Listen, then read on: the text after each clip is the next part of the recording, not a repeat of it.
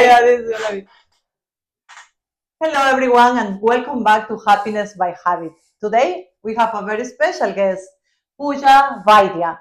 She is from Nepal originally, mother of three, a registered nurse with over 16 years of experience and currently pursuing her doctorate as a nurse practitioner, specializing in mental health. But what really sets her apart is her holistic approach to wellness, blending nutrition, yoga, and mindfulness into a truly transformative practice. Pooja, welcome to the show. Thank you so much for having me today. It's great. Oh, we're so happy and so excited. Let's start by the real telling us that beautiful story about your name. Pooja's name has a special meaning. We would love to hear about it. Sure. My name is Pooja, as you know. Puja means worship. That's exact word for puja.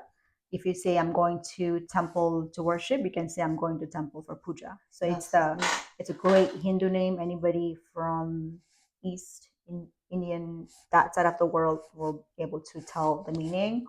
Vaidya in Hindu script in my culture it means herbal doctor, and my grandfather was an herbal doctor, and that's what I know. There may be a more to the story, but back in the days when there's no medical doctors, my grandfather used to go and check on people, dying people, or any sick patients. They used to give herbal medications. That's how the name derived from. And actually, I remember when we were building our new home in Nepal, I found the medical book, a big medical book. My grandfather is not an MD or a doctor, but he's like herbal doctor that practiced medicine, right? And I found this huge medical book that has head to toe diagnosis. And I'm not sure if he referred to that to treat people, but there was like a big book that I found. Wow. So yeah, it's pretty inspiring. That's so special. Isn't that something? What a coincidence, or what, how you want to call it? Yeah. But this means a lot. The fact that your name is related to medicine from the beginning, and that isn't your roots. It's meant to be. It was meant to be. It was meant to be. I believe in it meant to be. Me too. Yeah, That's for sure. absolutely 100%. For sure. So let's talk a little bit about your story. You are originally from Nepal. Tell us about your journey from Nepal until today. Oh, that's a long journey. I came here 2002, finished my high school, and then I pursued my college. I initially landed to California. My first spot was my cousin lives in California, and she came to pick me up, and she literally took from LA airport to Universal Studio. Oh, really? So right away. Right away. No wasting any moments. Yep. And then that was my first time in US, which was pretty flattering. And then I went to Nebraska to study for my, actually, I did a social worker initially because I wasn't sure what I'm going to do, right? And my heart and my mind wasn't in social worker. You know, I knew I wanted to be in a medical field, and I researched, and finally I found a program, nursing program in Florida, which they accepted me in Orlando, Florida Hospital College. Okay. So I only did like a one semester in Nebraska, and then I went to Florida. When I went to Florida, I didn't know a single soul. I just went by myself. And when I landed, I remember one of my college students that represented international students came to pick me up with my name on the board. When I was going down the escalator at the airport, I saw my name, and I'm like, okay, I know. Oh, what a relief. My goodness. That must be so stressful just to go to a place that you don't know anybody. I wasn't stressed. I was very get going from very young age, very influenced by Western culture from some reason, you know. I was just happy. I was excited. I've always been like excited about my next chapter and, you know, my future. Then yeah, I had an amazing opportunity to study my nursing in Florida. Did my registered nurse, got my license in 2012, and officially became an RN and started in Celebration Hospital in critical care. Critical care. I did Oh my my I goodness. met residency there. Mm-hmm. I after 2 years of practicing as a nurse, and then I decided to travel nurse since 2015, Mm-hmm. and I landed in Arizona Arizona. in Okay. that mission. Did my travel nursing assignment in Arizona. Had a great experiences, and met my husband there. We decided to do or start our new life in Texas. Uh-huh. So we end up in Texas in 2018. Wow. Mm-hmm. 2018. Yep. And then since then, I've been in Texas. Very nice. Very Mm-hmm. nice. Let's talk about your journey through the during the pandemic. Pooja experienced something that she actually worked in the ICU, Mm-hmm. right? During the Mm-hmm. most critical times during Mm-hmm. COVID. So that was a very intense, I would say, experience. Can you please tell us a little bit more about that? Sure. Um, it was very intense. Initially, we weren't sure what's going on. The world was just shutting down, and as a healthcare professor or provider, we were watching directly from our eyes. I remember I was working in my floor, and I got this bunch of emails about the COVID happening and possibly the nurses getting deployed that are interested to go help out. Initially, I wasn't sure how I felt about that, but there's always a lucrative sides where, as a nurse, you feel like you want to help, also make some financial gain. For me, it was more challenging and wanting to help than any financial gain. Initially, that's my approach. So I did decide to go and help the COVID patients, um, which my first assignment was in Arizona. So went back to Arizona again for the COVID patient. And I remember like going to see my first patient was very scary. Mm. Um, just literally, I stood on the door of the patient and I started to pray. I wasn't sure what I'm getting in, Oh yeah. and I put my mask, my gear, my full gear, and I went in the room. And my patient was super sick and was on a BiPAP, which is a mask that you put on a patient, and then air is forced in the lungs because he can't breathe. The patient cannot breathe, and then it's aerosol, so the whole room is full of air breathing out. So you're literally exposed when you go in Oh, the for room. It's sure. like. My goodness. So I was pretty much exposed the first patient when I went in Wow. there. And remember, if we go back to Yeah. that time, those were very times Mm-hmm. of so much uncertainty where you didn't Yeah. even know what to expect of this Mm-hmm. virus, and everybody had Yeah. to dress head to toe like Mm-hmm. with so much Yeah. protection. We weren't allowed to go home. I remember we stayed in a hotel. I worked 4 to 5 days a week, 12 hours. I didn't see my family much. I stayed in a hotel, and then I'll go see my family whenever I'm off, or once I go to hotel, I take showers, and if I feel like I can be able to see them, then I can see them. Oh my god, Mm-hmm. that must be very Yeah, scary times. yeah. I So felt much like going on. Like yeah, I felt like I didn't have a choice or like option, because anywhere you work was situation was yes, dire. yes. So I just had to do what I had to do at that time, you know? And during that time, unfortunately, you saw many things. That Yes. Yes.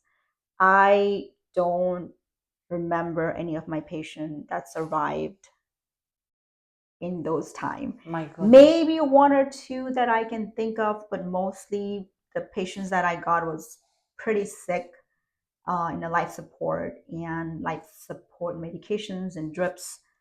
And I was in front of them working closely, all the nurses. We were right next to our patients, working hand to hand. For me, I saw pretty much everybody just die in front of my eyes. My goodness. Yeah, it was not a good time. I'm not sure how I handle it. Now I think back, I'm not quite sure. It was very blur moment, but it was pretty bad. Some of them, I would imagine you were the last person they saw before they Mm-hmm. passed. Yeah. Any moment that you remember, or any specific words of these patients that mark your Um, life, perhaps, or oh yeah, for sure. There are many patients that touched my life, especially when the family member can't come and see them. I remember yeah. using their phone or Mhm. even my phone. I just Call. FaceTime their family member that wanted to say goodbye to them, or even like a talk because they can't really talk. I'll talk in behalf of them, Uh-huh. and I'll hold their hands while they take their last breath. Um, some of I would say those kind of scenario was the best scenario because at least you can say goodbye to your family member, That's right? right. But Yeah. most of the scenario was patient just like crash and won't even make it out. So, Oh. but when there's a time that I could help my patient Mhm. talk to their family member or loved ones, I would just sit next to them and I'll hold my phone to call or FaceTime, and then and I want to say this to my daughter that lives in New Oh. York or Florida or California, or a lot of long distance relationship. Or there was one instances where the family member was in a lobby, and Mhm. then she couldn't or he couldn't come up to see the patient, and I helped pay my patient to say the last word to the family member in the lobby. And there is a one moment when patient did came to see a sick patient. I mean, the family member came to see Uh-huh. the patient, and they had a wedding. What? They had a wedding before my patient passed, and I performed the wedding. You performed the. Yeah, Oh my goodness! yeah, I Wow. performed the wedding. It was We need to add here wedding. yeah. Celebrate. Yes, no, that I now you're talking to me. Now I'm Wow. thinking like, wait, How did that work? there's Like, so many things happen. so Like, the patient got married, or were? so the patient, yes, the patient wanted to get married, and it was a woman that was my patient, and she was very sick, and she didn't have enough time. So we have chaplains in the hospitals. Mm-hmm. So I coordinated the chaplain. The Oh. patient really can't go anywhere because she's a COVID patient Right. and it has to be confined. Right. So I coordinated the chaplain, and they already had a pre-planned. Uh-huh. I just happened to be there that day, and my job was to make sure things go smoothly, and I wanted to make it extra special for them. Right. So I made sure the chaplain was there on time, and the groom came with the ring, and I cleaned my patient the best way I can, put a nice gown on, and the groom came just by himself with a ring, and the chaplain came, and I was there as a witness and as what do you call that? The priest or somebody to reads Yes. the Oh. vows. The vows. Yes. Okay. Yep. I know what you're So talking about. yeah, the vows. Wow. So and then the chaplain performed the special rituals, and I was there to read the vows for them and while they put the ring. And then actually the patient passed like Oh.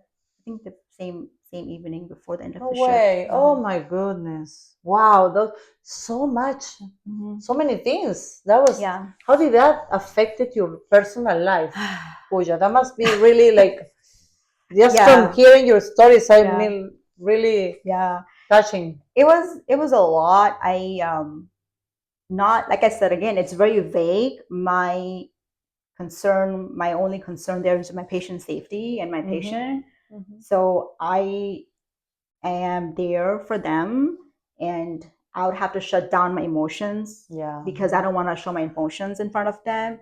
Sometimes you really can't help. I have cried with the patient, I have hugged the patient, I have prayed with the patient, but there are some times where you really cannot show emotion, especially when you're going room to room.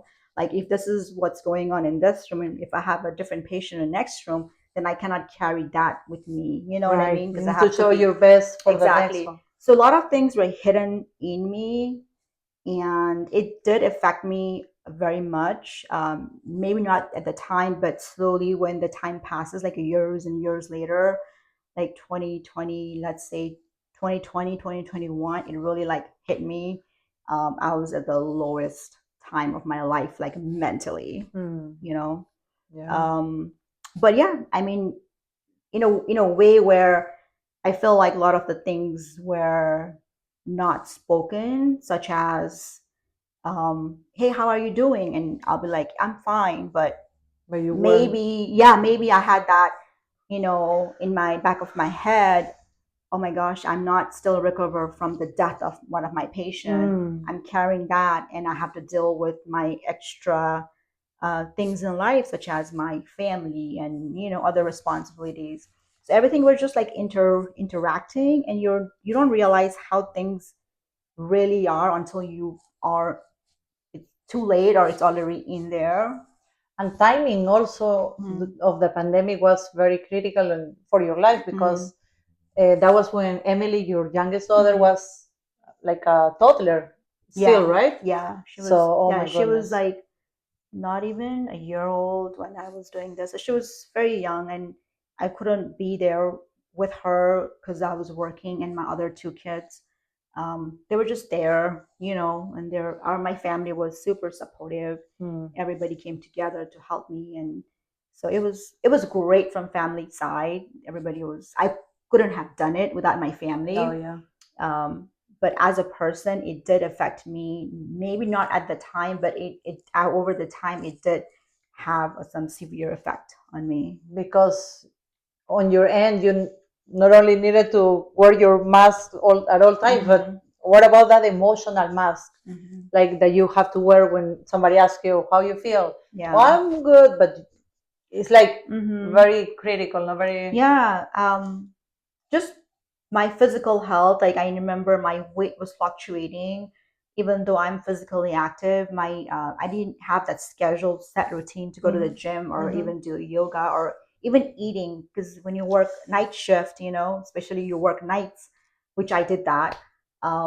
You pretty much sleep all day and you go to work at 6 p.m., you eat snacks, you go to work, and if we are lucky to have a break to eat, then you can eat. Even though you eat, it's your physiological, your body is not designed to eat nighttime. Right. um, and then I'll be exhausted in the morning when I come home, and then all I want to do is sleep all day. That was my night shift story. And the day shift, same thing. You wake up super early and you go to work, and with working in critical care, our patient lives in our hand, and you just feel guilty even taking that 30-minute lunch. You feel so responsible, Yeah. which we do have our laws and sets and in place that you are by law you're required to take 30 minutes lunch. At the same time, it's catch 22, because then your patient is so sick. Wow. Yeah. Like, ethically, do Sure. you want to like go eat lunch and something happens to your patient when you come back? Oh It's my a God, I wild. can only Yeah. imagine how difficult that was. So that affected, it's a part of that, what how I was neglecting myself with my eating, with my even drinking water, taking time for myself when I'm day off, because when there's a day off, you want to spend time with your family, Right. meet their demands, and then your Which energy. were they unmet during the whole time you Exactly. were actually focusing on your patients? So that must be Exactly. really like Hmm. a difficult Hmm. situation. And especially, You're being pulled all over different yeah, ways. especially like because at the time we are required to work 48 hours. Like a full time for nurses is 36 hours. That's legally, but during a COVID, there was shortage of Hmm. nursing everywhere, that they made us work 48 hours, which is like your body cannot handle Oh that my much God. stress. Now I think back, it's like, oh my gosh, that's so much. So 48 hours is 4 days, which is pretty much 12 hours, is, let's say, 14 to 16 hours a day you're gone, and that's your life, right? And you have Mm-hmm. a 2 to 3 days in between. If you work 4 in a row and you have 2 days off, Mm-hmm. one day is basically just you sleep and try to get Right, to recover recover. physically from all that Yeah, work and and mentally. if I can even sleep and get time to myself, because then you have to meet demands of your family. If you're married, then you have your husband and your kids, and then you have other things like it just nonstop. And that was for not just, it wasn't for like a month or a week. Remember, it was from 2019 all the way to 2020, 2020, 2021. Yeah, This that thing was a long happens. It time. was like a years and years of, yeah. And how did this mark your life? What happened after? Because a lot of times Hmm. things happen to us, can be good or bad. But when bad things happen to us, people, strong people like you will do something with that. How do you flip that page? What do you do? Okay, so that's when my Bliss Wellness Health started in middle of the pandemic. Mm-hmm. I met an amazing people during my assignments, and we all, have different ideas because we all have a similar mindset. And some of my coworkers are doing this side business, such as real estate, or something was like the staffing. And I told myself that I want to be with my family more. I want to be not feel this low and down. What do I need to do? And I have this big passion for healthcare. At the same time, I want to help people, but in different way. Mm-hmm. So I wanted a holistic approach. Mm-hmm. That is when I signed up and started, landed my business, Bliss Wellness Health, which unfortunately didn't go anywhere because I was still middle of a pandemic working. But I did initiate it at the time. Okay. That was my first step. That was good. That's good. Mm-hmm. Long journeys Mm-hmm. are made Yeah. by Mm-hmm. small steps. Very good. And how do you put together like that experience in the pandemic, your passion for healthcare, mindfulness, yoga, nutrition? And then my next step was to get a yoga certification, Mm-hmm. which I've been practicing yoga since a very young age, but I had never had a chance to put it out there or get certified because now we are very much policy driven in America. Yes. Yoga doesn't really need any certification. Technically, anybody can do yoga. But for me, I wanted to make a platform where it fits for everyone, Right. which required a certification. Uh-huh. So finally, I got that done as well. And I also got my nutritional certificate where I want to teach people about eating healthy habits. Mm-hmm. And I also got a certification on transformation specialist, which you can help people transform by, helping them put all these things together. And I feel like as a nurse, I had that opportunity to blend it in one spot. So this is how I started. That is a very beautiful Mm-hmm. call, like your purpose. Mm-hmm. And especially for somebody who has been in that side of the equation, right? When you saw all these traumas or all Mm-hmm. these very intense and sad situations that Mm-hmm. happen to your patients. Um, let's talk about mental health. It's a very important issue, and especially on the we see suicidal rates going up.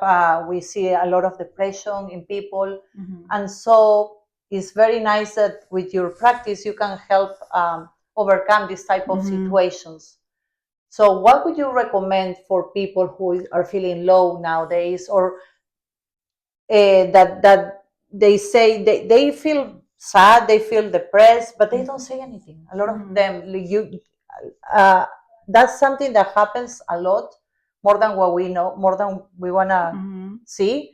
What would you recommend to these people that are going through these difficult times? Sure. Um, I can say many things on that.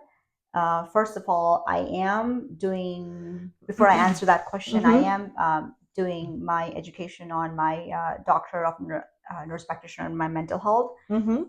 Once I graduate, I'll be able to diagnose and medicate patients. But right now, I cannot. But I can definitely talk about, the solution in holistic ways. Yes. Um, the number one thing is being aware of how you feel. A lot of the time, we, a woman or anyone, we do things, we feel sad, or we'll feel happy, or we feel excited. Mm-hmm. But and then we take action based on how you feel, right? But are you aware of how you feel before you take that action? I think that's what's the best advice I can give, is being aware of how you feel and sitting with your awareness before you take actions or say a word. um, for example, if you feel that you cannot get up in the morning to go to work, Mm-hmm. before you pick that phone and call your boss, say, I'm not coming to work, just sit with yourself, like, okay, I'm not feeling well. Like, honor that you're not feeling well. And It's okay not to it's feel well. okay to feel, exactly. And maybe you can still go to work. You don't have to call off and ruin your all day, or cancel your plan. It's okay to feel how you feel and still do Move on with your life. exactly. uh, but we react to our emotions, and that's what's wrong. I see here in mental health is a lot of suicides. Those are, that's a whole different topic. Yes. People need a lot of help. People need a lot of approach, Mm-hmm. medications, one-on-one observation. Mm-hmm. That's medical. But if your loved ones is going through that, how do you help? For me, I would say, just be, are you aware of your loved ones? Be there for them, right? Exactly. Yes. How they feel, like, are they aware how they're feeling? um Suicide, like I said, it's like a whole different topic. Yes. Generally in mental health, people take, they don't go anywhere, because a lot of time it's stereotype. Mm-hmm. And for me, I say, if you go to a doctor to check your blood pressure, your height and weight, like your physical health, you take your kids, right? Mm-hmm. How 5 year Your old, annual 6 year, checkup, yes. yeah, you check. And even for an adult, we go check. There's a headache, you take medications. Yes. If there's a bellyache, you check. Or there's some kind of heart attack, you go to doctor. Why can't you see, have you been to a psychiatric or counselor, just to kind of talk about your mental health? Nothing has to be wrong with you. It's a part of the physical health. I think we need to consider a mental health as a part of our physical health, to be able to check. I agree with you 100%. That's like a first thing we should do, and we should normalize that. Yes. And it's okay when somebody doesn't feel good. I mean, it's okay to say how you Exactly. feel, because for default, like most of us say, how you feel? Great, and you? But are you really feeling Yeah. the way? And it's okay to say, well, I actually don't feel like this. It's okay to be vulnerable, but of course, Yeah. we need to create a safe space, like Exactly. for them to, or for anybody to express how they really feel.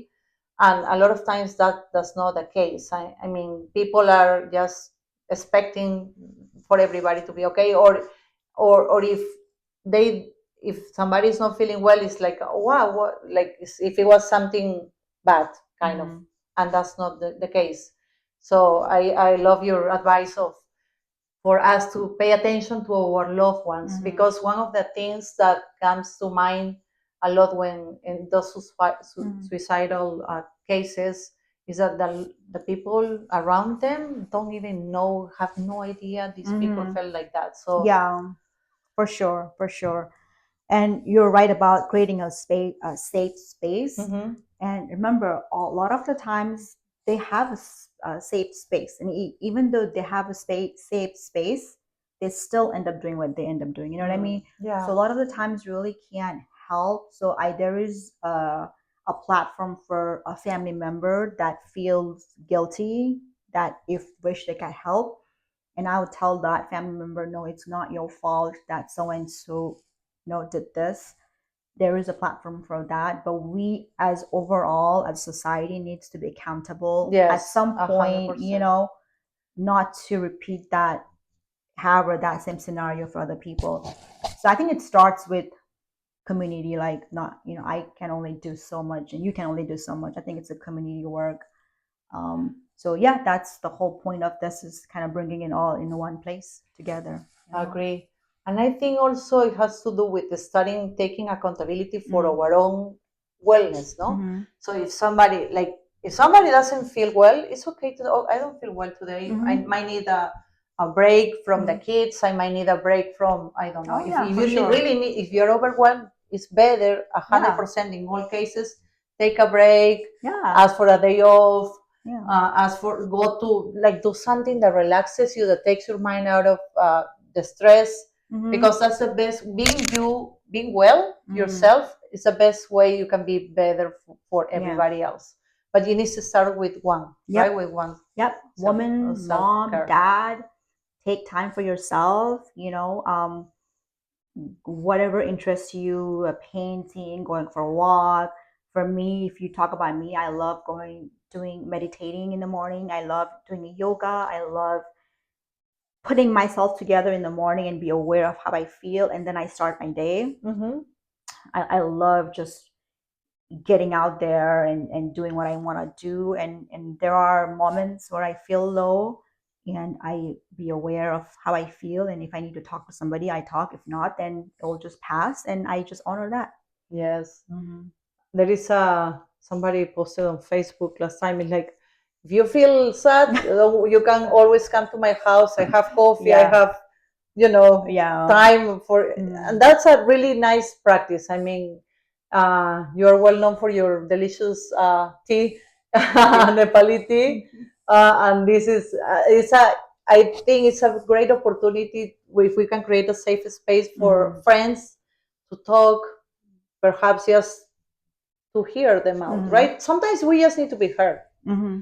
So let's share with some advices, some tips that you might want to suggest for people to take care of that piece, the mental Mm-hmm. health. How we can, what are good practices to do on daily basis? Okay. So I would say this. It's all actions, right? You can feel all you want to, you can be sad all you want to, but what are you going to do about it? So for me, it's all about taking actions. Mm-hmm. So get up in the morning. If you want to get a cold shower, take a cold shower or take a hot shower. It doesn't matter. Just do whatever makes you feel good. But you have to make sure to do it. You Mm-hmm. cannot be like putting in a diary and, oh, I'm going to do this tomorrow.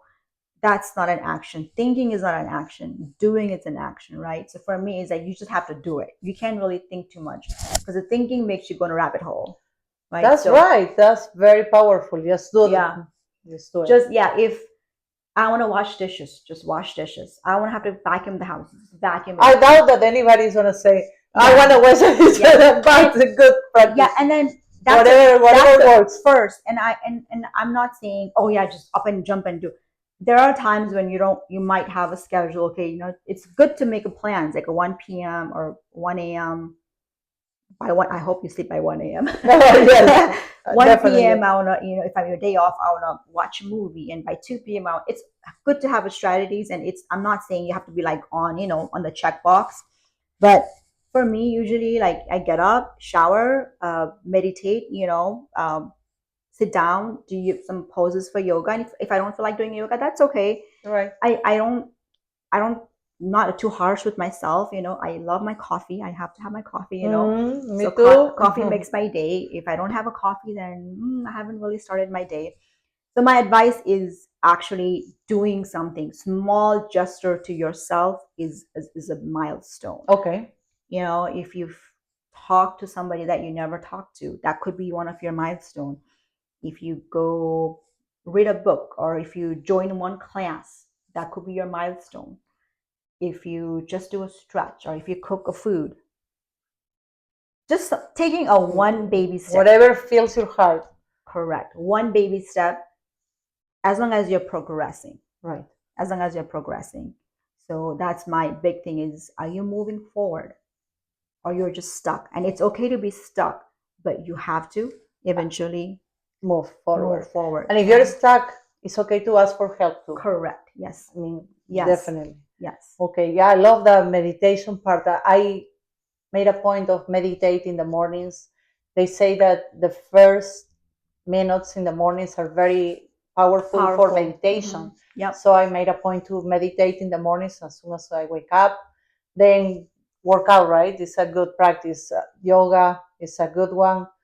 whatever is on our possibilities. Maybe some of us with the kids is more difficult, but perhaps there are some activities that can be done with the kids.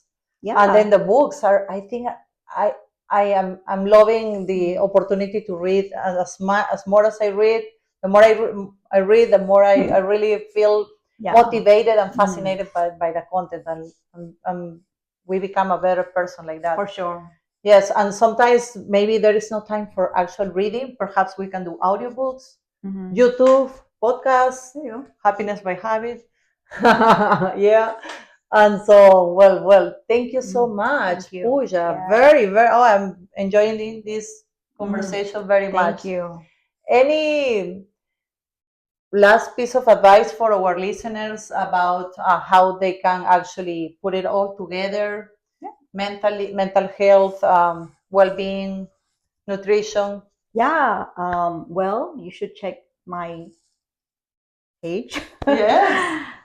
Bliss Hell as well. I am starting a platform where just one stop. If you need a nutritional help, if you need any kind of simple coaching, health coaching, if you need beginners yoga. So there's a one-stop platform, right? Anybody can just stop and check. So you guys are more than welcome to come and ask me anything, and I'll do my best. It's just a platform. I'm not specialized in in all this, but I want to create a safe platform for everyone, from young people to older people.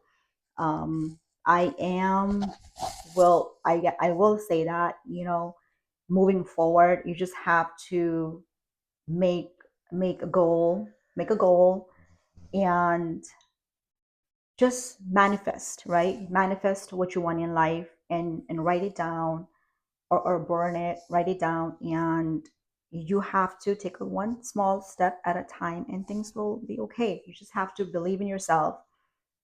No, it doesn't matter what the world or people say. If you believe in yourself, that's the first step. And second step is going out there and looking for that fits your need or fits your shoes. Everybody doesn't fit in your shoes, so Oh yes, you have 100%. to find your size. Exactly, your size. So I'm just here now. I love to help people. My passion in life is to help one way or other. It's on your last name. It's your Yeah. it's meant to be. Exactly.